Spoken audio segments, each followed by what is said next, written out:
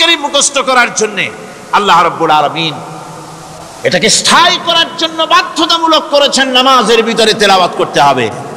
মানুষ নামাজের মধ্যে তেলাওয়াত করে সওয়াবের জন্য, সকালে পড়ে, বিকালে পড়ে, অর্থ সহকারে বুঝে পড়ে, রাত্রে পড়ে, দিনে পড়ে। পৃথিবীতে এমন একটা মুহূর্ত নাই যখন কোরআনে কারীম তেলাওয়াত হয় না। জোরে কোন সুবহানাল্লাহ।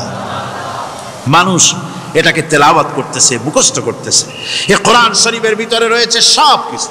এর মধ্যে রয়েছে ইতিহাস, এর মধ্যে আছে বিজ্ঞান, এর ভিতরে রয়েছে দর্শন, ভূতত্ত্ব, উদ্ভিদতত্ত্ব, নৃতত্ত্ব, খতত্ত্ব, জ্যোতির্বিজ্ঞান। এর ভিতরে রয়েছে মানুষের পারিবারিক নীতি, সামাজিক নীতি, চুক্তি নীতি, বন্ধি নীতি, যুদ্ধ নীতি। মানুষের যা প্রয়োজন সব কিছু এ কোরআনে কারীমের মধ্যে আল্লাহ পাক সন্নিবেশিত করে দিয়েছেন। জোরে কোন সুবহানাল্লাহি ওয়া বিহামদিহি। কোরআন তুমি কোথা থেকে নাজিল হয়েছ, কে তোমাকে নাজিল করেছে, এই প্রশ্ন যদি কেউ কোরআনের কাছে করে, কোরআন নিজেই তার জবাব দিতে পারে কিনা? কোরআন নিজেই বলে এ কোরআন নাজিল করেছেন তিনি, যিনি ওই উচ্চ আকাশ আর জমিনকে যিনি সৃষ্টি করেছেন সেই আল্লাহ আমারে নাজিল করেছেন। কোরআন এই পৃথিবীতে নাজিল হওয়ার আগে তুমি কোথায় ছিলে? কেউ যদি প্রশ্ন করে, কোরআনে কারীম নিজে নিজের পরিচয় শোনায়, আমি কোথায় ছিলাম শোনো। বাল হুয়া কুরআনুম মাজিদুন ফি লাউহিম মাহফুজ। বরং এই কিতাব অতীব মর্যাদা সম্পন্ন সুরক্ষিত ফলকে লিপিবদ্ধ ছিল। আমি ছিলাম লৌহে মাহফুজে, সেখান থেকে এসেছি। যদি কেউ প্রশ্ন করে কোরআন কি, কোরআন তুমি কার উপরে অবতীর্ণ হয়েছ, জবাব কোরআন নিজেই দেয়, ওয়া ঈমান আনো সেই জিনিসের উপরে যেটা মুহাম্মদ সাল্লাল্লাহু আলাইহি ওয়াসাল্লামের উপর অবতীর্ণ হয়েছে। আবার অন্য আয়াতেও জবাব পাওয়া যায়, তাবারাকাল্লাযী নাযালাল ফুরকানা আলা আবদিহি লিয়াকুনা লিল আলামিনা নাযীরা। অতীব বরকতপূর্ণ মহান সত্তা সেই আল্লাহ রাব্বুল আলামিন, যিনি তার বান্দার পরে ফুরকান অবতীর্ণ করেছেন। সুবহানাল্লাহ বিহামদিহি। কোরআনের নাম আমি বলেছিলাম শুধু কোরআন নয়, অনেক নাম আছে। কোরআনের আরেক নাম ফুরকান। কোরআনের আরেক নাম কি? আল ফারকু বাইনাল হাক্কি ওয়াল বাতিল। কোরআন হচ্ছে সেই মহাসত্য যা মিথ্যা এবং সত্যের মধ্যে পার্থক্য সূচিত করে, মঙ্গল এবং অমঙ্গলের মধ্যে পার্থক্য সৃষ্টি করে, যা সত্য এবং মিথ্যার মধ্যে তাফরিকা সৃষ্টি করে, সত্যকে মানুষকে বুঝিয়ে দেয়। তার নাম হচ্ছে ফুরকান। এবার যদি প্রশ্ন করা হয়, ও কোরআন বুঝলাম তুমি লৌহে মাহফুজে ছিলে, বুঝলাম তুমি নবীজির উপরে নাজিল হয়েছো, এবার বলো তুমি কোন মাসে নাজিল হয়েছো? তুমি তো আসছিলা প্রথম কোন মাসে নাজিল হয়েছো? এ প্রশ্ন যদি কেউ করে, কোরআন তার জবাবে বলবে শাহরু রমাদানাল্লাযী উনজিলা ফীহিল কুরআন। রমজানের পবিত্র মাসে আমি অবতীর্ণ হয়েছি। সুবহানাল্লাহ। যদি প্রশ্ন করা হয়, রমজানে তো আসছো, কিন্তু প্রথম নাজিল হয়েছিল কোন সময়? ওটা কি দিন ছিল না রাত ছিল? কোরআন তার জবাবে বলে ইন্না আনজালনাহু ফি লাইলাতিল কদর। কদরের পবিত্র রাতে আমি এই পৃথিবীতে আমার আগমন ঘটেছিল। যদি প্রশ্ন করা হয়, বুঝলাম সবই, কেন নাজিল হয়েছে তুমি? এই পৃথিবীতে তোমার আসার উদ্দেশ্য কি, মূল কাজটা কি? এই প্রশ্ন যদি করা হয়, কোরআনে কারীম তার জবাবে বলে শোনো কেন এসেছি। লিতুখরিজান নাসা মিনাজ যুলুমাতি ইলান নূর। আমার মিশন হচ্ছে গোটা বিশ্ব মানবতাকে পুঞ্জীভূত জমাট বাঁধা অন্ধকারের ভেতর থেকে টেনে বের করে আলোর সন্ধান দিতে, আলোর দিকে আনার জন্য আমি কোরআন নাজিল হয়েছি। এই অন্ধকারের ভেতর থেকে মানুষগুলিকে টেনে আনবে কোরআন কিসের দিকে? আলোর দিকে। এবার যদি প্রশ্ন করা হয়, বুঝলাম তুমি অন্ধকার থেকে আলোর দিকে নিয়ে আসবে, আলোর দিকে আসলে পরে ফায়দাটা কি হবে? মূল ফায়দাটা বুঝায় দাও, আসল ফায়দা কি হবে তোমারে যদি মানি?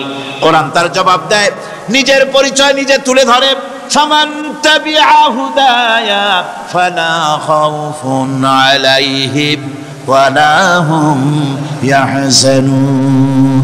এই কোরআনকে যদি মেনে চলো, এই কোরআনের আইন যদি মানো, সমাজে মানো, ব্যক্তিতে মানো, পরিবারে মানে, রাষ্ট্রে মানো, জীবনের সব ক্ষেত্রে সমস্ত জায়গায় যদি এই কোরআনকে মেনে চলো, ফালা খাউফুন আলাইহিম, তাহলে তোমাদের কোনো ভয় থাকবে না, ওয়ালা হুম ইয়াহজানুন, কোনো চিন্তাও থাকবে না। কিসের ভয় থাকবে না? কোরআনের আইন মেনে যদি চলো সমাজে ও রাষ্ট্রে, চুরির ভয়, ডাকাতির ভয়, জিনার ভয়, হত্যার ভয়, সন্ত্রাসের ভয় কোনো ভয় থাকবে না। ওয়ালা হুম ইয়াহজানুন, চিন্তাও থাকবে না। খাওয়া পড়া, শিক্ষা, চিকিৎসা, বাসস্থান, এগুলির কোনো চিন্তা থাকবে না। কোরআনের সমাজে সব কিছুর গ্যারান্টি দেওয়া হবে, সবগুলি পেয়ে যাব। এখন যদি আবার প্রশ্ন করা হয়, কোরআন বুঝলাম তোমারে মানলে পরে সব ফায়দা হবে, তাহলে এবার জবাব দাও, তোমার ভিতরে কি রাজনীতি আছে নাকি? আমি তো মানুষ, আমার রাজনীতি করা লাগে। Man is social animal. আমরা তো জঙ্গলের পশু নই, আমরা তো মানুষ। আমাদের সমাজ আছে, আমাদের পৌর নির্বাচন আছে, আমাদের জাতীয় নির্বাচন আছে, আমাদের কলকারখানা আছে, জমিন আছে, আমাদের রাজনীতি, অর্থনীতি, সমাজনীতি আছে, পারিবারিক নীতি আছে, অনেক নিয়ম মালা আছে, নিয়ম নীতি আছে। তোমারে মানলে তোমার ভিতরে কি ওগুলো আছে নাকি, সে কথা বলো। কোরআন তার জবাবে বলে, وَنَزَّلْنَا عَلَيْكَ الْكِتَابَ تِبْيَانًا لِكُلِّ شَيْءٍ وَهُدًى وَرَحْمَةً وَبُشْرَى لِلْمُسْلِمِينَ। কোরআন জবাবে বলে, শুনে রাখো, শুধু অর্থনীতি সমাজনীতি নয়, শুধু রাজনীতি আর শিক্ষানীতি, যুদ্ধনীতি নয়, তোমার জীবনে যা কিছু দরকার, ইহকালে যা কিছু দরকার, পরকালে, সব কথাগুলি আল্লাহ রব্বুল আলামিন আমি কোরআনের সিনার ভিতরে খুলে খুলে বর্ণনা করে দিয়েছেন। সব কথা এ কোরআনে কারীমের ভিতরে রয়েছে। তোমার এমন কোনো জিনিস নাই যা তুমি কোরআনে কারীমের মধ্যে পাবে না। তোমার সমস্ত প্রয়োজন আমার বুকের মধ্যে আল্লাহ দিয়ে দিয়েছেন। বিজ্ঞান আছে, দর্শন আছে, ইতিহাস আছে, সব আছে এর মধ্যে। তবে কোরআনের মধ্যে বিজ্ঞান আছে বলে আমি এটাকে বিজ্ঞানের কিতাব বলবো না, দর্শন আছে বলে দর্শনের কিতাব আমি বলবো না, রাজনীতি আছে বলে কোরআনকে আমি রাজনীতির কোনো কিতাব বলবো না। কোরআন তাহলে কি? কোরআন হচ্ছে অর্থনীতি, সমাজনীতি, রাজনীতি, পারিবারিক নীতি, মানুষের জীবনের যা কিছু প্রয়োজন, সমস্ত নীতিমালার নীতি গ্রন্থের নাম হতেছে কোরআনে কারীম। সমস্ত নীতিমালার নীতি গ্রন্থ কোরআন। এখানে রয়েছে সব কিছুর উৎস, যেটা গ্রহণ করলে পরে মানুষ আরামে থাকতে পারবে। অমুসলিম নাগরিক বৃন্দ তাদের নাগরিক মর্যাদা পাবে। মুসলমান, কৃষক, নারী, চিকিৎসা, কৃষিবিদ, সাধারণ মানুষ, রং, বর্ণ, ভাষা নির্বিশেষে গোটা মানব সভ্যতা আরামে বাস করতে পারবে। পশু পাখিও আরামে থাকবে, গাছপালাও আরামে থাকবে, যেহেতু নির্দেশ হয়েছে বিনা প্রয়োজনে গাছের পাতাটিও ছিঁড়ো না। ইসলামের সমাজ যদি চালু হয়, গাছেরাও আরাম পাবে, পাহাড়ও আরাম পাবে। চট্টগ্রামের লোকেরা যেভাবে পাহাড় কাটা আরম্ভ করেছে, এটা বড় দুঃখজনক। জুমলায় মোতারেজা একটা বলে দিলাম, অপ্রাসঙ্গিক হলেও জরুরি কথা। আপনারা পাহাড় কাটতেছেন না, আপনাদের নিজেদের পায়ে নিজেরা কুড়াল মারতেছেন। খবরদার পাহাড় কাটবেন না। আল্লাহর প্রকৃতির ভারসাম্য আপনারা নষ্ট করছেন বলে ওজোন স্তরে ফাটল ধরেছে। তা রিপেয়ার করার জন্য আজকে বিশ্বের সব বিজ্ঞানীরা হতাশ হয়ে গিয়েছে, পাগল হয়ে গেছে।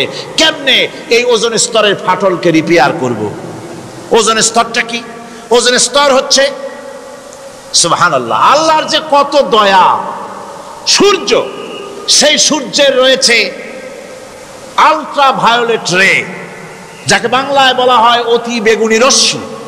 যে রশ্মিটা সৃষ্টি জগতে যদি আসে আর তা যদি কোনো প্রাণীর শরীরকে টাচ করে, তাহলে সমস্ত প্রাণী ক্যান্সার হয়ে, এক্সিমা হয়ে, বিখাউজ হয়ে, অ্যাজমা হয়ে সমস্ত প্রাণী মরে যাবে, কেউ বাঁচবে না। মারাত্মক রশ্মি। সেই রশ্মিটা যাতে সৃষ্টি জগৎকে টাচ করতে না পারে, সেজন্য আল্লাহ পাক একটা ওজোন স্তর তৈরি করেছেন। ওখানে এসে ওটা বাধাপ্রাপ্ত হয়, পৃথিবীর মাটিতে আসে না। যা কিছু পৃথিবীর মানুষের জন্য, পৃথিবীর জন্য কল্যাণকর, সেগুলি সূর্য থেকে আসতে থাকে। সুবহানাল্লাহ বিহামদি। যেটা ক্ষতিকর, সেটা আল্লাহ পাক আটকায় রাখেন। এখন সেই ওজোন স্তরে ফাটল ধরলো। কেমনে ফাটল ধরলো? ফাটল আপনি আমি ধরাইছি। আপনি বলবেন যেটা কেমন কথা, আমি তো ওইখানে যাই নাই, আমি ফাটল ধরাইলাম কেমনে? ওই যে সেই আপনার প্রাইমারি স্কুলে ভিজিট করতে গিয়েছিলেন ইন্সপেক্টর, তারপরে প্রাইমারি না হাই স্কুল ভিজিট করতে গেছে। যায়া জিজ্ঞেস করছে ছেলেরা কি পড়ছো? বলে ইতিহাস। ঠিক আছে, ইতিহাস থেকেই প্রশ্ন করব, বলো তো চীনের প্রাচীর কে ভেঙেছে? ছেলেরা জবাব দিচ্ছে না। তুমি বলো, তুমি বলো। কেউ বলছে না। বেঞ্চের কোনা যে ছেলেটি, সে বলছে সর্বনাশ, কেউ যখন স্বীকার করে না, এটা তো আমার মাথায় আসবে। সব শেষ ইন্সপেক্টর তাকে বলছে তুমি বলো তো কে ভেঙেছে চীনের প্রাচীর? কয় স্যার, গ্রামে আমার দুষ্টমির যথেষ্ট বদনাম আছে, কিন্তু চীনের প্রাচীর ভাঙার মতো দুষ্কর্ম আমি করি নাই। ইন্সপেক্টর খুব রেগে গেলেন, মাস্টারের দিকে তাকালেন, এই বুঝি আপনার ইতিহাস পড়ানো? মাস্টার ইন্সপেক্টরের বিরক্তি ভরা মুখ দেখে বলছেন, স্যার রাগ করবেন না, এসব ছাত্র তো আমার, ওদের অবস্থা তো আমি জানি, আপনি আসছেন ঢাকা থেকে, আপনি জানবেন কি? আমি হলপ করে বলতে পারি আমার ক্লাসের কোন ছাত্র চীনের প্রাচীর ভাঙে নাই। ইন্সপেক্টর রাগ হইয়া চলে গেছে হেডমাস্টারের রুমে, যায় বলছে যে আমি আপনার স্কুলের গ্রান্টকে আমি নাকচ করে দেব, মঞ্জুরি আমি ক্যান্সেল করে দেব। কেন? এই অবস্থা। হেডমাস্টার বলছে স্যার রাগ করবেন না, আপনার জন্য কিছু টাকা পয়সাও রাখছি হাদিয়া, বড় একটা চর্বিযুক্ত খাসিও জবাহ করা হয়েছে, পুকুর থেকে রুই মাছ তোলা হয়েছে। তারপরেও আমার ছাত্ররা, টিচাররা বলার পরেও যদি আপনার সন্দেহ হয়ে থাকে যে আমার ছাত্ররাই ভাঙছে, তো ওই আপনি অসন্তুষ্ট হবেন না, রাগ করবেন না স্যার, ওই প্রাচীর ভাঙতে যা খরচ লাগে আমি কিছু খরচ দেবো, তো আপনি রাগ করেন না। এখন চিন্তা করেন, স্কুলের ছাত্র থেকে শুরু করে হেডমাস্টার পর্যন্ত জ্ঞানের বহর। তো বলতেছিলাম, আপনি আমি ওজন স্তরে ফাটল ধরিয়েছি, তার অর্থ এই নয় যে আপনারা গিয়ে ওখানে কুড়াল মারিয়ে ওটারে ভাঙছেন। তাহলে ওটা কি হয়েছে? না, এটা বিজ্ঞানের বই নয়, রাজনীতির বই নয়, সমাজনীতির বই নয়, বরং সমস্ত নীতিমালার উচ্চ, জ্ঞানের উচ্চ হচ্ছে আল কোরআন। জ্ঞানের উচ্চ কি? আরো জোরে বলেন, জ্ঞানের উচ্চ কি? আল কোরআন। পবিত্র কোরআনে এমন এমন ঘটনা আল্লাহ পাক বলেছেন যা ষষ্ঠ শতাব্দীর দুনিয়া এ সম্পর্কে কিছুই জানতো না। অবশ্য কিছু কিছু ঘটনা ইহুদিদের কিতাবে অতিরঞ্জিত আকার এবং বিকৃত অবস্থায় এসেছে, কিন্তু কোরআনে কারীম দুনিয়ার মানুষকে আদম সৃষ্টি, নূহের বন্যা, তারপরে মুসা আলাইহিস সালাম ফেরাউনের ঘটনা, ইব্রাহিম আলাইহিস সালামের নমরুদের ঘটনা এবং ইউসুফ আলাইহিস সালামের কাহিনী, সবগুলিকে সুন্দর করে কোরআন শরীফ উপস্থাপনা করেছে রাসূলের মাধ্যমে, যা পৃথিবীর ইতিহাসে কেউ জানতো না, সেগুলি আল্লাহ পাক জানাইছেন। কিভাবে? কোরআনে কারীম বলছে, তিলকা মিন আম্বাইল গায়বি নুহিহা ইলাইকা মা কুনতা তা'লামুহা আনতা ওয়ালা কওমুকা মিন ক্বাবলি হাযা। এ হলো সব অজ্ঞাত ঘটনা। সমস্ত ঘটনাগুলি আল্লাহ পাক তার হাবিবকে শুনিয়ে বলে দিলেন, সব অজ্ঞাত ঘটনা, যা তুমি জানতে না, তোমার কোনো জানা ছিল না, আমি ওহীর মাধ্যমে তোমাকে সব জানাইছি। ইউসুফ আলাইহিস সালামকে যখন তার ভাইয়েরা কুয়ার মধ্যে ফেলে দিতেছিল, তখন তুমি উপস্থিত ছিলে না, এই ঘটনা ওহীর মাধ্যমে আমি জানালাম। মুসা আলাইহিস সালামকে যখন ফেরাউন দরিয়ার ভিতরে ফেলে দিল, সেই সময় তুমি সিনাই পর্বতের পাশে দাঁড়িয়ে সব দৃশ্য লক্ষ্য করনি, অথচ আমি ওহীর মাধ্যমে সব তোমাকে খুলে খুলে বলে দিয়েছি। আল্লাহ পাক সমস্ত ঘটনাগুলিকে বলে বলে কোরআন শরীফের মধ্যে সব সাজিয়ে দিলেন, বলে দিলেন। তিনি বললেন, ওয়ামা কুনতা বিজানিবিল গারবি ইয কাদাইনা ইলা মুসাল আমরা ওয়ামা কুনতা মিনাশ শাহিদিন।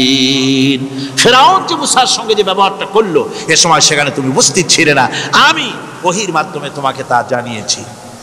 কাযালিকা নাকুসসু আলাইকা মিন আনবাই মা ক্বাদ সাবাকা ওয়া ক্বাদ আতাইনাকা মিন লাদুন্না যিকরা। আল্লাহ পাক বলেন, এভাবে আমি আপনার কাছে অতীত ঘটনাবলী ওহীর মাধ্যমে নিখুঁতভাবে আপনার সামনে সব বলে দিয়েছি। আমার ভাইয়েরা, এই বিশ্বলোকে ঊর্ধ্ব লোক সম্পর্কে নির্ভুল তথ্য বর্ণনা আল্লাহ পাক করে দিয়েছেন কোরআনের মাধ্যমে। 1665 খ্রিস্টাব্দে স্যার আইজাক নিউটন তিনি আবিষ্কার করলেন মাধ্যাকর্ষণ শক্তিকে। এই মাধ্যাকর্ষণ শক্তি, ল অফ গ্র্যাভিটেশন, এ সম্পর্কে মানুষের এই থেকে কিছু জানলো, কিন্তু আজ থেকে 1400 বছর আগে আল্লাহ রাব্বুল আলামিন তার উম্মি নবী, যিনি কোনো বিজ্ঞানাগারে লেখাপড়া করেন নাই, কোনো সায়েন্স রিসার্চ করেননি, যিনি কোনো কলেজ ইউনিভার্সিটিতে পড়াশোনা করেননি, তার মাধ্যমে জানিয়েছেন মাধ্যাকর্ষণ শক্তির কথা। কোরআন বলছে ইন্নাল্লাহা ইউমসিকুস সামাওয়াতি ওয়াল আরদা আন তাজুলা। এই পৃথিবী এবং সমস্ত গ্রহ উপগ্রহকে আল্লাহ পাক বলছেন আমি এমন এক শক্তি দিয়েছি যে শক্তির মাধ্যমে একটা আরেকটাকে আকর্ষণ করে রাখছে। এই পৃথিবীতে মাধ্যাকর্ষণ শক্তি শুধু পৃথিবীর নাই, সূর্যের আছে, মঙ্গলের আছে, নেপচুনের আছে, ইউরেনাসের আছে, বৃহস্পতির আছে। প্রত্যেকটি গ্রহের আলাদা আলাদা মাধ্যাকর্ষণ শক্তি আছে, আর এই শক্তির বলে একটা আরেকটাকে টেনে ধরছে যাতে করে বিচ্ছিন্ন হয়ে না যায়, যাতে করে ধ্বংসপ্রাপ্ত না হয়। এগুলি আল্লাহ পাক এই তথ্যগুলি কোরআনে কারীমের মধ্যে বলেছেন। ফলে মরিস বুকাইলির মতো লোক, যিনি ফরাসি দার্শনিক, তিনি বলেছেন দুনিয়ার সমস্ত বিজ্ঞানীদের থিওরি হচ্ছে এই যে বিজ্ঞানের কোনো থিওরি ফাইনাল নয়। আজ একটা হচ্ছে, কাল সেটাকে পরিবর্তন করে নতুন আরেক থিওরি আসতেছে। কিন্তু কোরআনে কারীমের মধ্যে আমি, কে বলতেছেন এ কথা? না না না, মরিস বুকাইলি বলছেন কোরআন শরীফের ভিতরে আমি যে বিজ্ঞানের তথ্য পেয়েছি, থিওরি পেয়েছি, তার কোনো পরিবর্তন আজও হয় নাই, ভবিষ্যতেও হওয়ার কোনো সম্ভাবনা নাই। মরিস বুকাইলি মনে করেছিলেন বেদ আর বাইবেলে যেমন ভুল আছে, কোরআন শরীফে ওই রকম ভুল আছে, নাউজুবিল্লাহ। সেই জন্য তিনি আরবি শিখলেন কোরআন বোঝার জন্য, ভুল ধরার জন্য। কোরআন শিখলেন কি জন্যে? ভুল ধরার জন্য। আর এমন শেখা শিখছেন, ওই আরবি শিক্ষা মানে আমাদের দেশের লোকদের মতো আনাকুম জানাকুম শেখে নাই, ভালো করেই শিখছে, ভালো করেই মুখস্থ করেছে, তার ভালো করে আরবি শিখেছেন, তারপরে কোরআন শরীফ পড়েছেন, তারপরে তিনি এ কোরআন পড়ে তেলাওয়াত করে বুঝে এরপরে তিনি বই লিখেছেন দি Bible, the Quran and science. এই বইয়ের মধ্যে তিনি পরিষ্কার লিখেছেন কোরআন পড়লাম, এর ভিতরে একটা নকতা দেওয়ার, একটা কলমের ফোঁটা দেওয়ার জায়গা কারণ নাই। কোরআন নিঃসন্দেহে মহান স্রষ্টা আল্লাহ রাব্বুল আলামিনের মানুষের বানানো কিতাব, এটা হতে পারে না। সুতরাং কোরআন শরীফের মধ্যে আল্লাহ পাক সব কথা বলে দিয়েছেন। বিজ্ঞানের সাথে কিন্তু কোরআনের সংঘর্ষ নাই। অনেকে মনে করে যে বিজ্ঞান আর কোরআন এর মধ্যে বিরাট সংঘর্ষ। না, বিরাট সংঘর্ষ নয়, দুই একটা পয়েন্টে সংঘর্ষ থাকতে পারে। অধিকাংশ ব্যাপারই বিজ্ঞান, আমি মনে করি বিজ্ঞানের আবিষ্কার যত বাড়বে, কোরআন বোঝা মানুষের জন্য তত সহজ হবে। এটা আমার ধারণা, এটা আমার ধারণা। বিজ্ঞানের সাথে দুই একটা পয়েন্টের উপরে সংঘর্ষ আছে, যেমন চন্দ্র এবং সূর্য সম্পর্কে, সৌরজগৎ সম্পর্কে Copernicus, Kepler, Galileo, Newton, Einstein মহাশূন্য সম্পর্কে যে সব বক্তব্য রেখেছেন, সেসব বক্তব্যের সাথে কোরআন শরীফের কিছুটা বৈপরীত্য রয়েছে। যেমন কেউ বলেছেন সূর্য ঘোরে, পৃথিবী স্থির, কেউ বলে সূর্যের চতুর্দিকে পৃথিবী ঘোরে, কেউ কয় চন্দ্র ঘোরে, কেউ কয় আমরা কি আর বসে থাকি, আমরাও ঘুরি।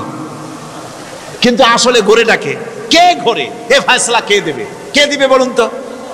হ্যাঁ, ঠিক বলেছেন, আল্লাহই দিবেন, কারণ এগুলি সৃষ্টি করেছেন কে? এবার শুনুন, এই বিতর্কের মীমাংসা আল্লাহ পাক করছেন কোরআনে কারিমে বহু আগে।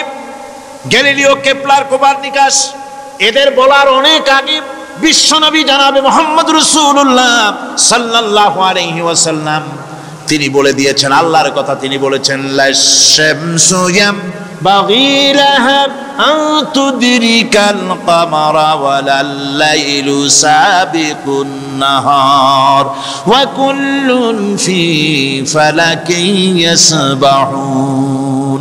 প্রবল জ্ঞানী হইবে যাহারা, আপন মনেতে বুঝিবে তাহারা, রাত্রি পারে না আগে যাইবার দিনের স্থান করি অধিকার। চন্দ্র বাজে না সূর্যের গায়েতে, সূর্য পারে না চন্দ্রকে ধরিতে। যার যে স্থান বহাল রাখিয়া ভ্রমণ করিছে খোদাকে ডরিয়া।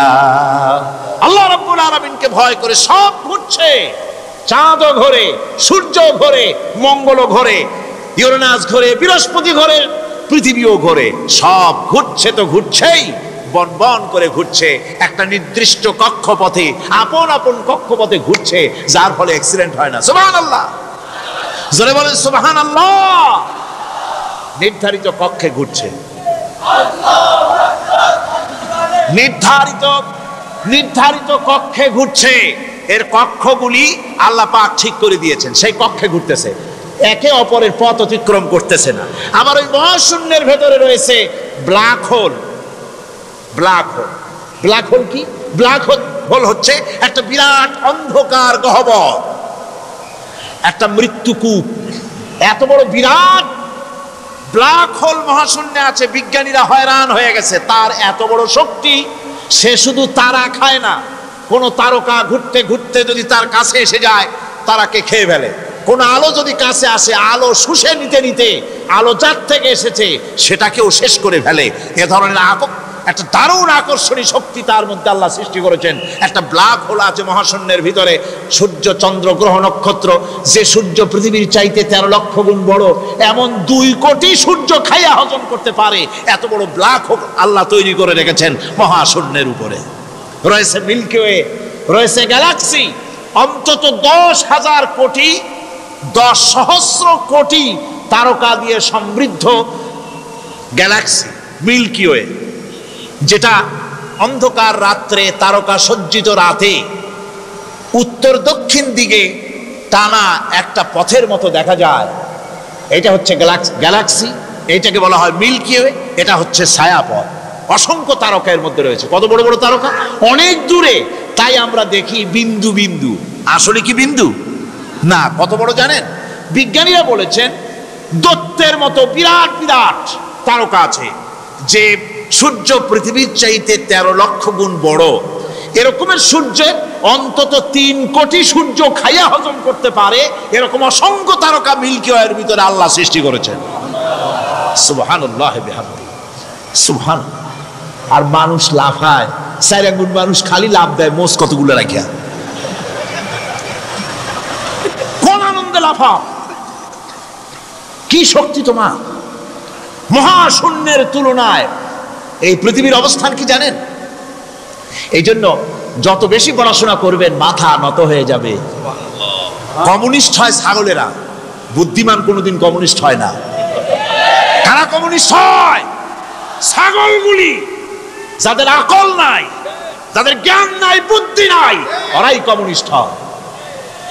কোন চিন্তাবিদ, কোন বিজ্ঞানী কমিউনিস্ট হয় না। মাথা নত হয়ে যায়, আল্লাহর এই সৃষ্টি দেখে পাগল হয়ে যায়। নিঃসন্দেহে আল্লাহ আছেন, নইলে পরে এগুলি হয় কি করে? আমি চিন্তা করে পাই না কমিউনিস্ট হয় কেমন, কতখানি পাগল হইলে হয়।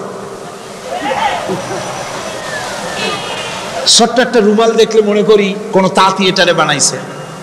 একটা এই কি জানি কয় মাইক দেখলে মনে করি কেউ এটাকে বানাইছে। টেবিল দেখলে মনে করি কেউ বানাইছে। ফ্রিজ দেখলে মনে করি বানাইছে কেউ। একটা সুই দেখলে মনে করি কেউ এটাকে বানাইছে। আর এই বিশাল পৃথিবী, ওই বিশাল আকাশ, কমিউনিস্টরা কয় এমনি এমনি হয়েছে। কয় বোতল খায় দৈনিক আল্লাহ জানে। আমার বন্ধুগণ, মাথা নত হয়ে আসবে চিন্তা করলে কি বিশাল সৃষ্টি আল্লাহ পাকের। এই ছায়াপথ, এই গ্যালাক্সি, এর তুলনায় পৃথিবীর অবস্থান কোথায়? পৃথিবীর অবস্থানটা হচ্ছে, আমার হাতে এটা একটি কলম। এই কলমটা কাগজের উপরে আমি যদি এই নিপটা রাখি, কাগজের ভিতরে নিপে যতটুকুন জায়গা টাচ করবে, মহাশূন্য গ্যালাক্সি মিল্কি ওয়ে, আল্লাহর ওই মহাশূন্যের তুলনায় পৃথিবীর অবস্থান একটা কলমের নিপে যতটুকুন জায়গা নেয় এর থেকে বেশি নয়। এই যদি হয় পৃথিবী, তাহলে সেই পৃথিবীর মানুষ আপনি কতটুকুন? সলিমুদ্দিন বসিরুদ্দিন খালি লাফায়। আমার বন্ধুগণ, লাভ কি? লাভের চোটে বলে হ্যান করেঙ্গে তেন করেঙ্গে, লাঠি কে আমদার মুগুর ভরেঙ্গে। কয়দিন পর শোনা যায় শীত হয়ে পড়ছে, কিছু নাই। সুতরাং আল্লাহ পাকের অসীম সৃষ্টি জগৎ, এর সঙ্গে বিজ্ঞানের সংঘর্ষ কম, 2-1টা পয়েন্টে আছে। বাকি সবগুলিতে বিজ্ঞানের আবিষ্কার যত বাড়তেছে, আল্লাহরে চেনা, সৃষ্টি জগৎকে জানা মানুষের জন্য তত সহজ হচ্ছে। এই কথাগুলি আমি সামনের দিকে আরো বলবো ইনশাআল্লাহ। সবাই বলেন ইনশাআল্লাহ, যাতে আমাদের বুঝে আসে। আর রহমান আল্লামাল কোরআন, কোরআন শিখিয়েছেন আমাদেরকে। রহমান এমন নিয়ামত দিয়েছেন যার মধ্যে সব আছে। মানুষ সৃষ্টির ব্যাপারে, মানব সৃষ্টির ব্যাপারে নির্ভুল তথ্য যদি পেতে হয়, তাহলে কার কাছে যাব? জোরে কোন? আল্লাহর কাছে যেতে হবে। আর আল্লাহর কাছে না যাইয়া মানব সৃষ্টির রহস্য যদি জানতে যাই ডারউইনের কাছে, তাহলে আপনার মামু হবে সুন্দরবনের বান্দরেরা। ঠিক কিনা? বান্দরেরা হবে মামু, শিম্পাঞ্জি ওরাংওটাং হবে আপনার নানার দাদা। তার কারণ ডারউইন সাহেব বলেছেন মানুষ এর পূর্বপুরুষ হলো বাঁদর, শিম্পাঞ্জি ওরাংওটাং, এটা হলো তার থিওরি অফ ইভলিউশন। এই বিবর্তনবাদের থিওরি পেশ করতে গিয়ে তিনি বলেছেন মানুষ হলো বান্দরের জাত। আরে বেটা, তুই বান্দরের জাত। নিজের লেজ কাটিয়া সকলের লেজ কাটা আরম্ভ করতে যাচ্ছে।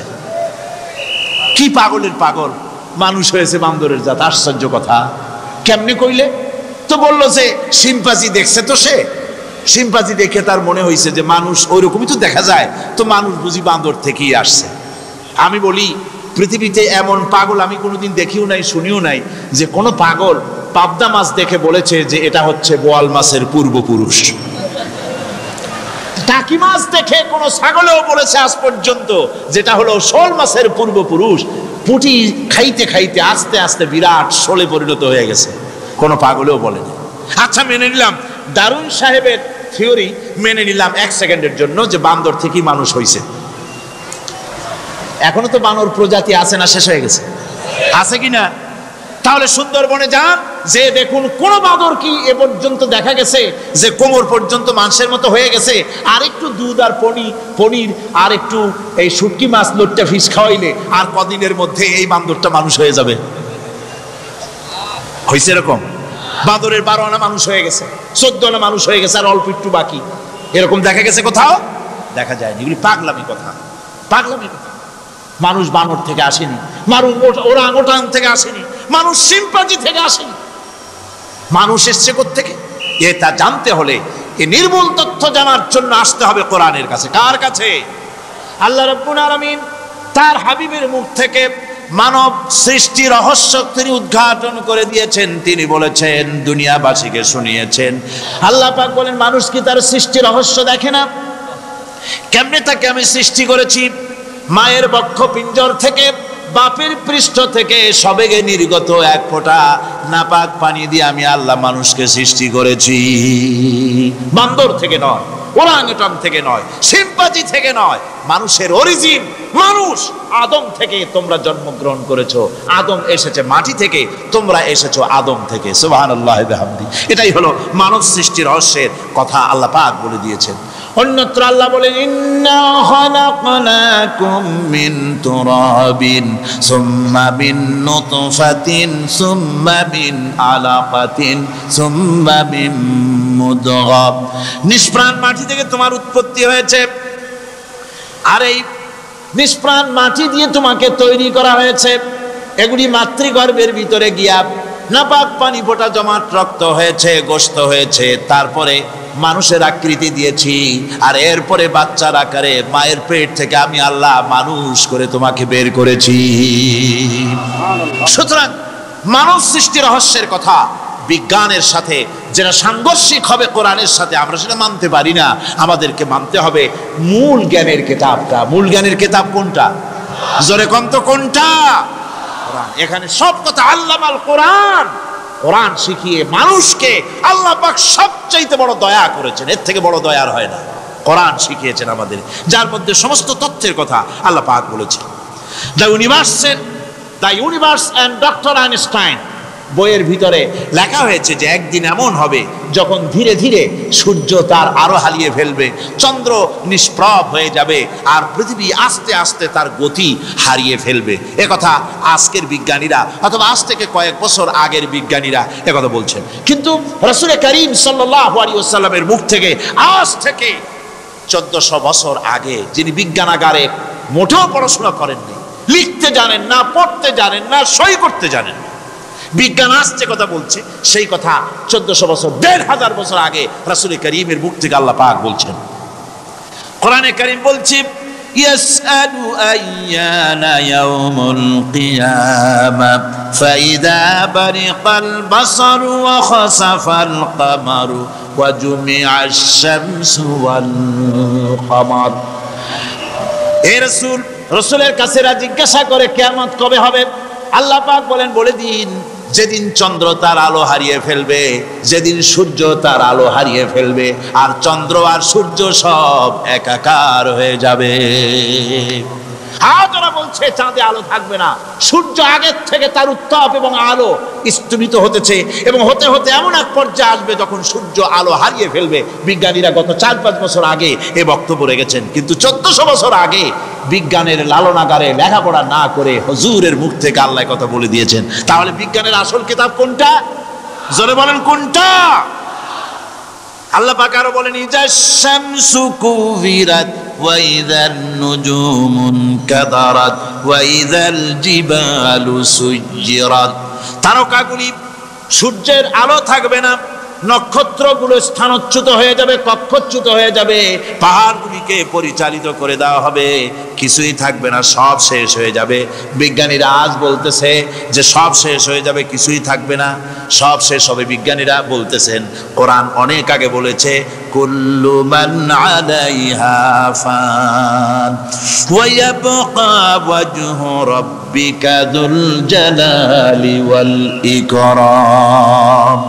সব শেষ হয়ে যাবে, বিশ্বে যা কিছু আছে সব লয় হবে, ক্ষয় হবে, ধ্বংস হবে, কিচ্ছু থাকবে না, থাকবেন শুধু আল্লাহ সুবহানাহু ওয়া তাআলা। সুবহানাল্লাহি ওয়া বিহামদি। কোরআনে কারীম এ কথা বহু আগে আমাদেরকে জানিয়ে দিয়েছে। সুতরাং আসল জ্ঞানের কিতাবটাই হচ্ছে কোরআনে কারীম। এই কোরআনের কাছে আমরা যত যেতে পারবো, যত কোরআন বুঝতে পারবো, ততই আমাদের জন্য আমরা সমৃদ্ধ হতে পারবো, আমাদের উপর আল্লাহর রহমত আসবে, আমরা সমাজ চালাতে পারবো, আমরা দেশ চালাতে পারবো, আমরা দুনিয়ায় শান্তি পাবো, আমরা আখিরাতেও মুক্তি লাভ করতে পারবো।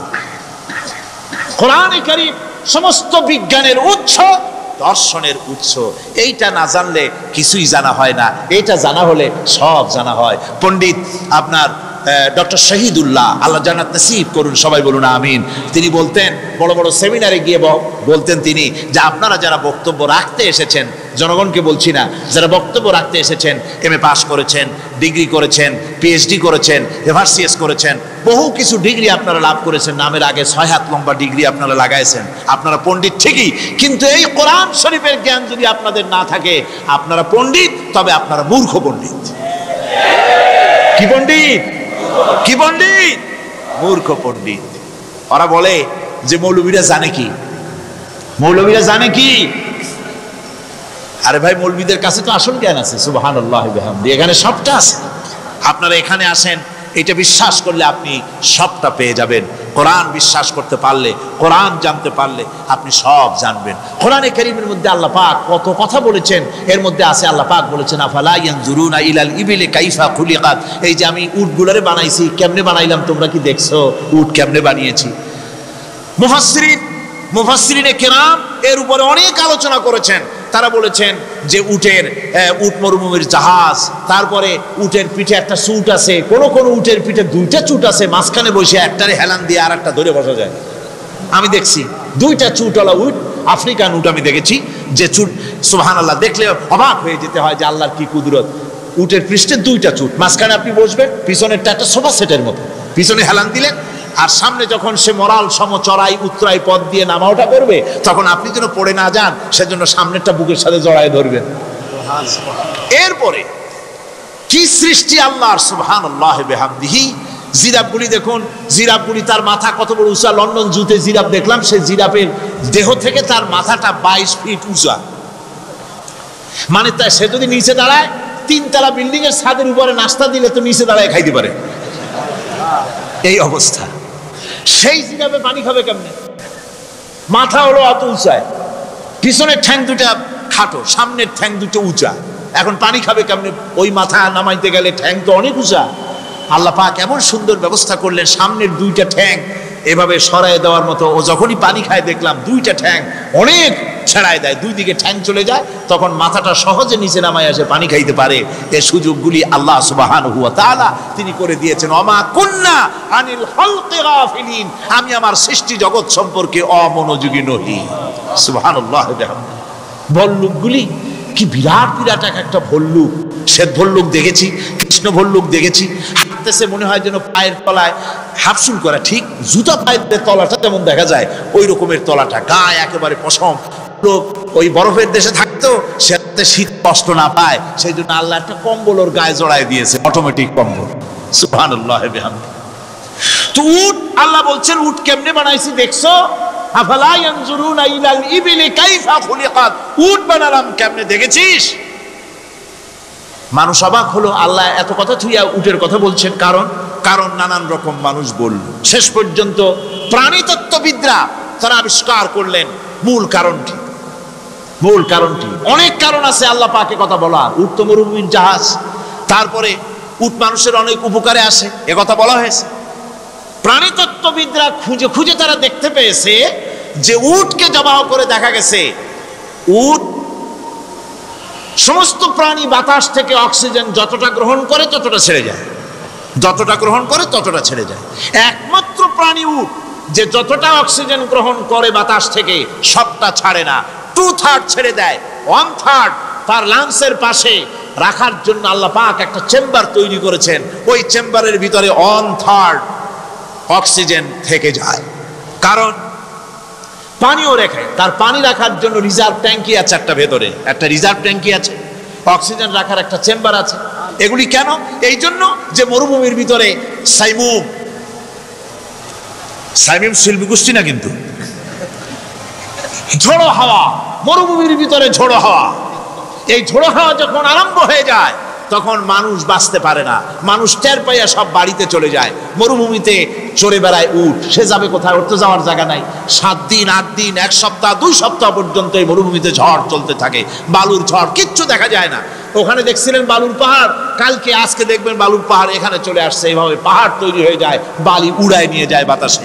এই বাতাসের ভিতরে বালু উঠতে থাকে সমানে, মানুষ প্রাণী কিছুই সেখানে শ্বাস করতে পারে না, বাঁচতে পারে না। উটের মতো প্রাণী যে মরুভূমিতে থাকে ও বাঁচবে কি করে?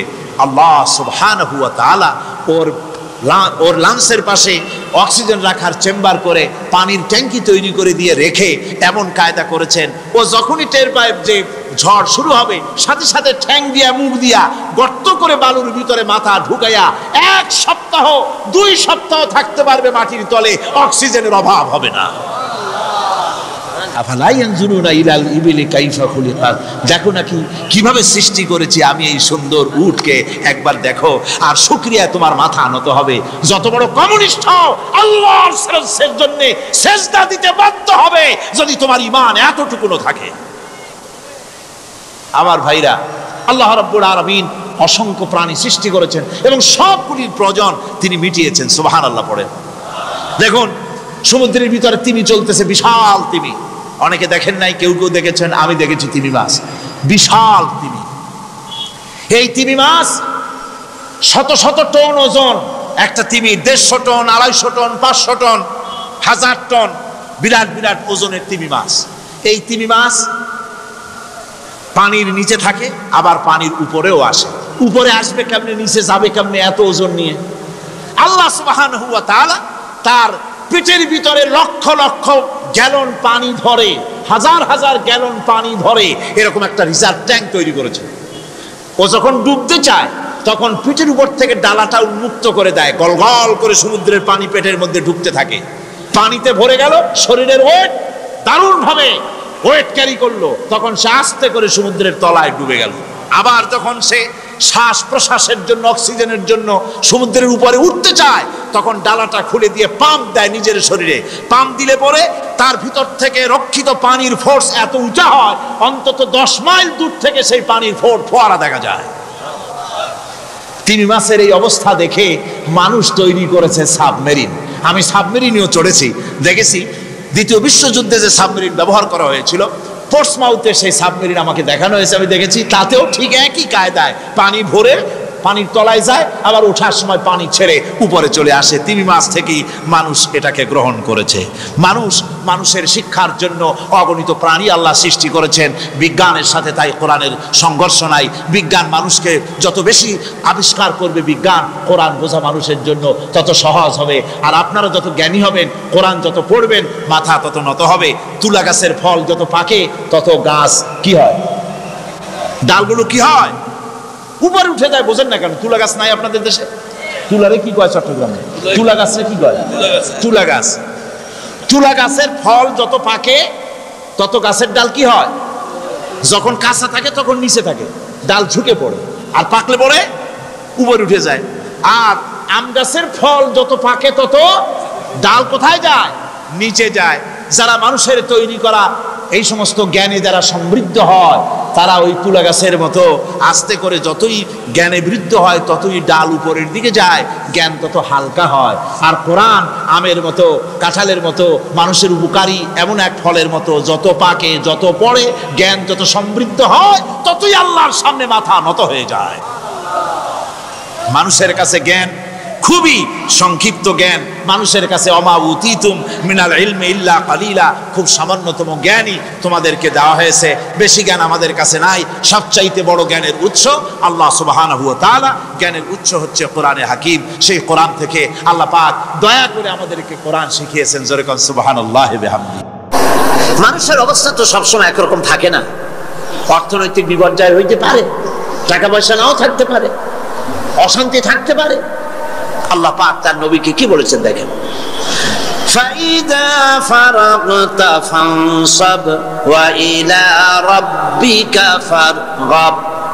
আল্লাহ পাক বলেন, যখন তুমি খালি হাত হয়ে যাবে, দাঁড়িয়ে যাবে আর আল্লাহ পাকের কাছে মিনতি জানাবে। সুবহানাল্লাহ। খালি হাত হয়ে গেছে, দাঁড়ায় যাও, আল্লাহর কাছে মিনতি করো, আল্লাহর কাছে চাও। বুখারী শরীফে এসেছে, স্যান্ডেলের ফিতা কাছে যদি ছেড়ে তাহলে আল্লাহর কাছে চাও। কার কাছে চাইবেন? আল্লাহর কাছে চান। আমাদেরকে এই দৃষ্টান্ত নবীরা দেখায় দিয়েছেন, পয়গম্বরেরা আল্লাহর কাছে চেয়ে আমাদের দেখাইছেন। হযরতে ইব্রাহিম আলাইহিস সালাম কি আগুনের ভিতরে যখন ফেলাবার ব্যবস্থা হয়েছে, তাকে যখন আগুনে ফেলা হচ্ছে, হযরত জিবরাইল বলেন, ইব্রাহিম আমার কাছে সাহায্য চাও, আগুন থেকে বাঁচায় দেব। হযরত ইব্রাহিম ভয় পেয়ে সাহায্য চাইছিলেন। এগুলো শোনার পরেও আমাদের ঈমান মজবুত হয় না। হযরত ইব্রাহিম বললেন, জিবরাইল গো, তোমার কাছে সাহায্য আমি কেন চাইবো? আমি তো এমন কোন অন্ধ খোদার ইবাদত করি না যিনি তার গোলামের দুঃখ না দেখেন।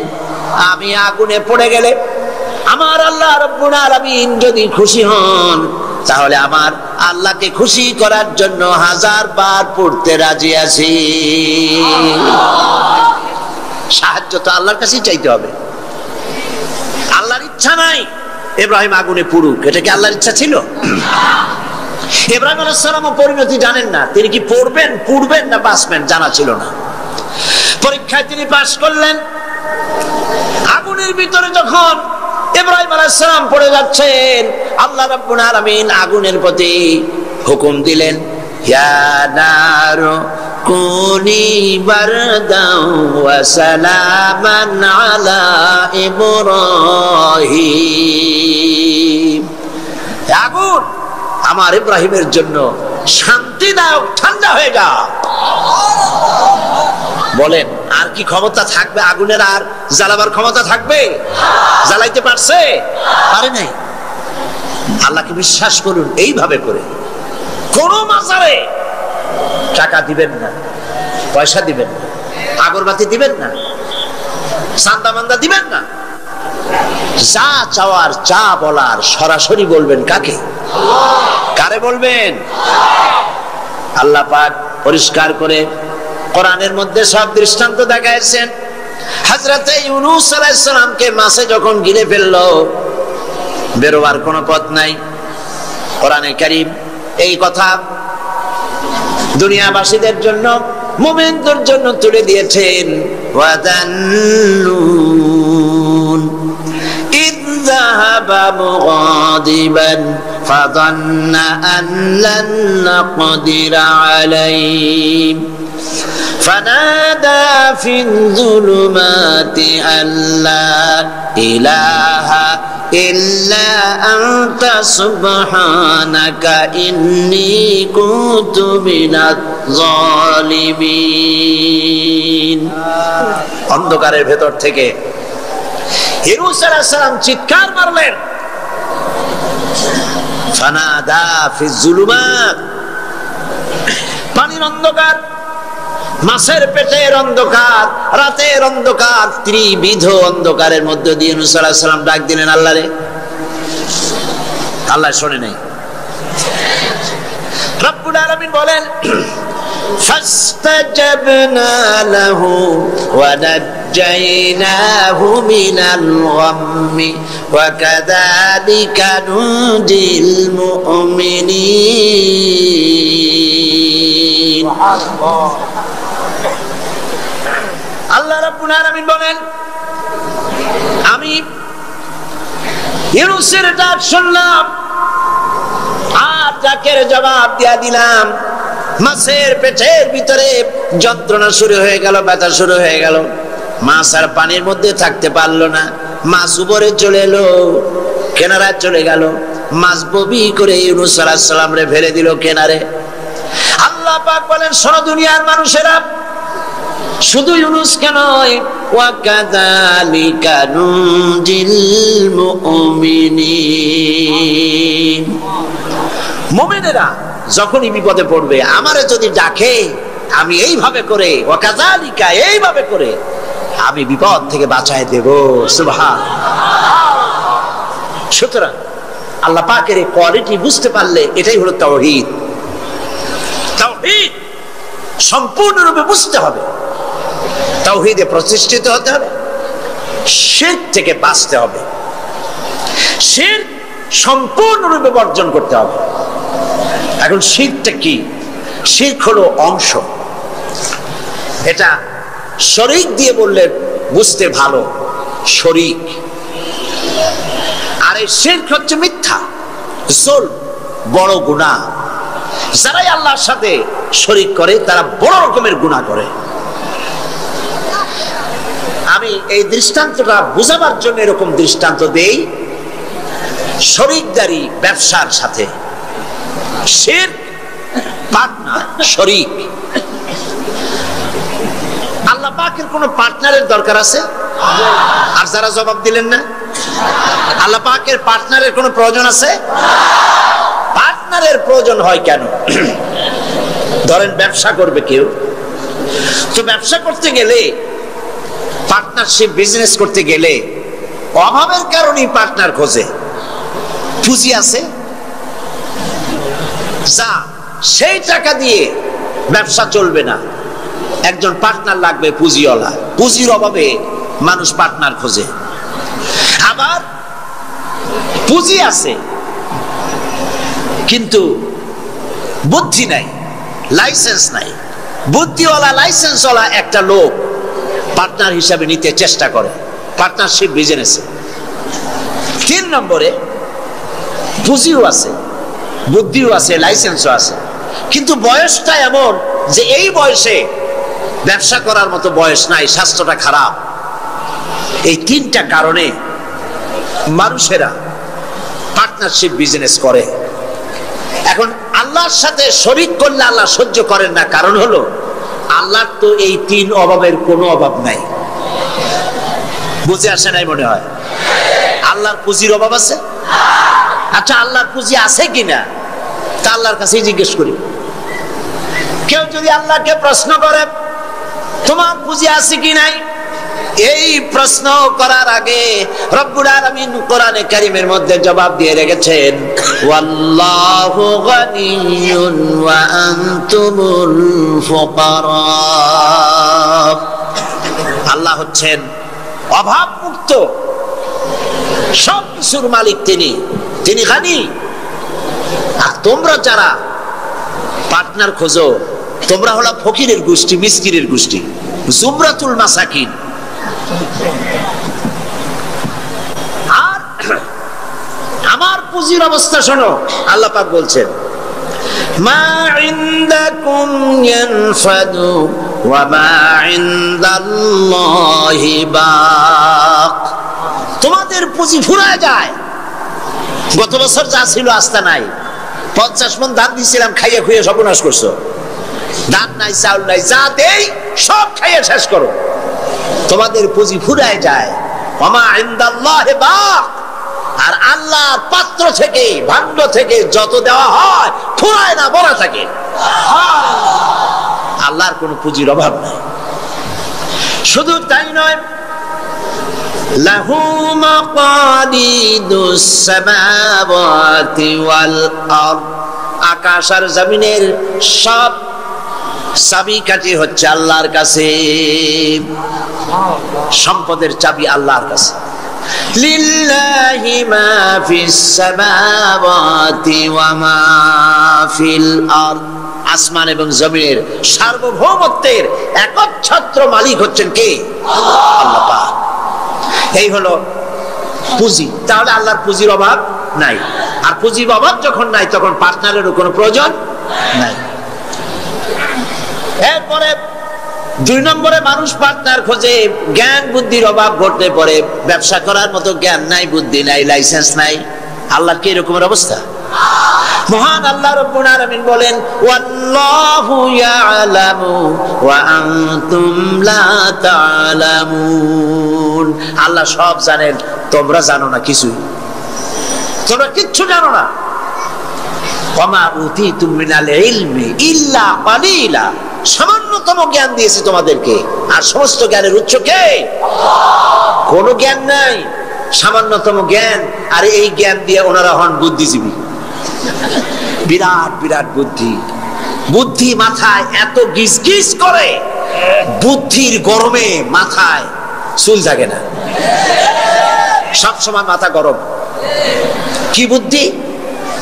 কইছে দেয়ার ইজ নো গড। সব বুঝছি বলে কি বুঝছো? কইছে দেয়ার ইজ নো গড, স্রষ্টা নাই, আল্লাহ বলতে কেউ নাই। নাউযুবিল্লাহি মিন যালিক। এরকম শয়তান একটা মরছে, ঢাকা বিশ্ববিদ্যালয় ছিল। মরার পর সেই সময়ের প্রধানমন্ত্রী তিনি বললেন, বাংলাদেশের নাকি এই লোক মরায় খুব ক্ষতি হয়েছে। আমি বলেছি ক্ষতি কিছু হয় নাই, বরং ভালো হয়েছে, শয়তান একটা কমছে। এ মরার আগে বলেছে, আমারে কাফন দিবা না, দাফন দিবা না, গোসল করাবা না। কি করবা?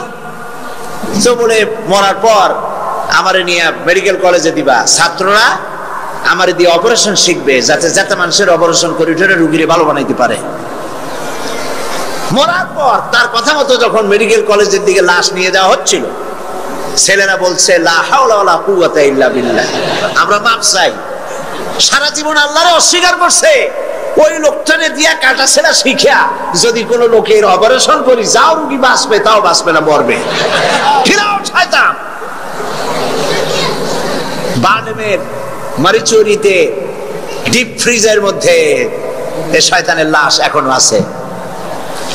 লাশের অবস্থা এমন হয়েছে, যদি রাস্তা ভালাইয়াও দেয়, কবর তো হবে না, কপালে নাই, কবর হবে না, দাফন হবে না। আল্লাহর সাথে নাফরমানি করলে কি সাজা হয় আল্লাহ দেখান। আল্লাহরে যদি মানত, গোসলটা হইতো, কাফনটা হইতো, জানাজাটা হইতো, মানুষের দোয়া করতো। কপালে নাই, কপাল পোড়া, আল্লাহর অস্বীকার করছে বুদ্ধির ঠেলায়। লাশের অবস্থা এমন হয়েছে, এখন যদি রাস্তায় ভালাইয়া দেয়, কুত্তাও খাবে না। কারণ আমাদের দেশের কুত্তা এত অভদ্র না যে এত বছর লাশ খাবে। প্রিয় ভাই, সব আল্লাহ পাক সব জানেন, তোমরা কিচ্ছু জানো না। হ্যাঁ, তোমরা জানবা যদি কোরআনের কাছে আসতে পারো। আসল বুদ্ধি, আসল জ্ঞান কোরআনের ভিতরে। সুবহানাল্লাহ। এরপরে তাহলে দেখা গেল 2 নম্বর পুঁজি আল্লাহর আছে কিনা? পার্টনার দরকার আছে? পার্টনারের দরকার নেই। 3 নম্বরে শক্তির অভাব, সেজন্য পার্টনার খোঁজে। আল্লাহর শক্তির খুব অভাব নাকি? শক্তি টের পাইছেন কিনা? টের পাইছেন কিনা? বুঝে নিয়েন কি কইতে চাই। আল্লাহ রাব্বুল আলামিনের শক্তি কত প্রচন্ড। আমেরিকার বর্তমান শক্তি দেখেই বুঝতে চেষ্টা করেন না।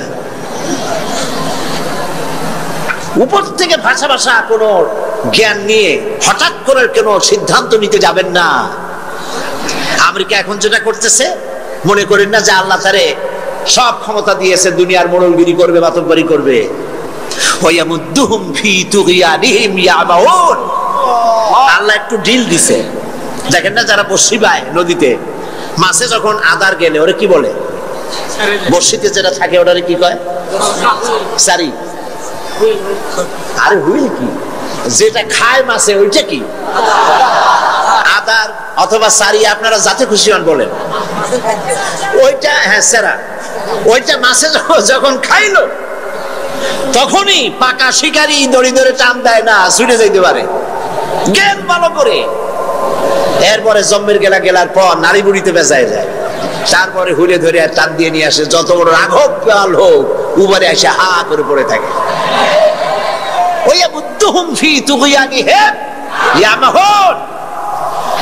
আল্লাহ পাক ঢিল দিয়ে দিছেন, হাত লম্বা করে দিছে। আফগান মারতেছে আমেরিকা বসে, হাত এত লম্বা। আফগান মারতেছে, কাশ্মীর মারতেছে, প্যালেস্টাইন মারতেছে, সোমালিয়া মারতেছে। আল্লাহ পাক ঢিল দিয়ে দিয়েছে। এরপরে যখন আল্লাহ ধরবে, রাশিয়া এরকম শেষ ছিল না, জনমের সাথা শেষ ছিল কিনা? আল্লাহ টাইট করছে কিনা? সুবহানাল্লাহ। বিনা যুদ্ধে চিৎপটাং, কোন যুদ্ধ লাগে নাই। কেমনে মরা লাশের গাও দিয়া গোস্ত যেমন খুশা খুশা পড়ে, সোভিয়েত ইউনিয়ন খুশা পয়সা শেষ। আছে অস্তিত্ব? আল্লাহ পাক যখন ধরবেন, ইন্না বাতশা রাব্বিকা লাশাদীদ, আল্লাহ পাক যখন ধরবেন তার পাকড় থেকে বাঁচাইতে পারে এমন ক্ষমতা আকাশেও কারণ নাই, জমিনেও কারণ নাই। সেই জন্য ক্ষমতার পুরাটা মালিক হচ্ছেন কে?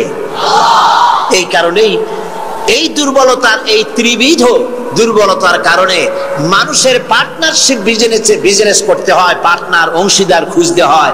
আল্লাহর কোনো পার্টনারের কোনো প্রয়োজন নাই। আল্লাহর কোনো পার্টনার প্রয়োজন নেই, দরকার নেই। শিরক, সর্বাবস্থায় শিরক থেকে বাঁচতে হবে।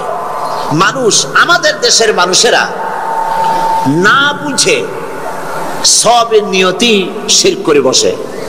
নাউজুবিল্লাহ বলে সবের নিয়তে শিরক করে। হযরতে বড় পীর আব্দুল কাদের জিলানী রাহমাতুল্লাহ আলাইহির নামে কত দুরূদ বানাইছে। ইয়া আব্দুল কাদের জিলানী শাইয়ান লিল্লাহ, নাউজুবিল্লাহ বলবেন না? নাউজুবিল্লাহ বলবেন না? হযরত বড় পীর আব্দুল কাদের জিলানী রাহমাতুল্লাহ আলাইহি নিঃসন্দেহে আল্লাহর মাহবুব বান্দা, বড় ওলি, পীরে কামেল, মাহবুবে সুবহানী আমরা তাকে বলি। কিন্তু ইয়া আব্দুল কাদের জিলানী শাইয়ান লিল্লাহ, হে আব্দুল কাদের জিলানী আপনি আমাদেরকে কিছু দেন, সাহায্য করেন। নাউজুবিল্লাহি মিন যালিক। যারা এই যত দুরূদ পড়ে তারা জাহিল। এই ধরনের দরুদ যারা শিক্ষা দেয় তারাও জাহিল।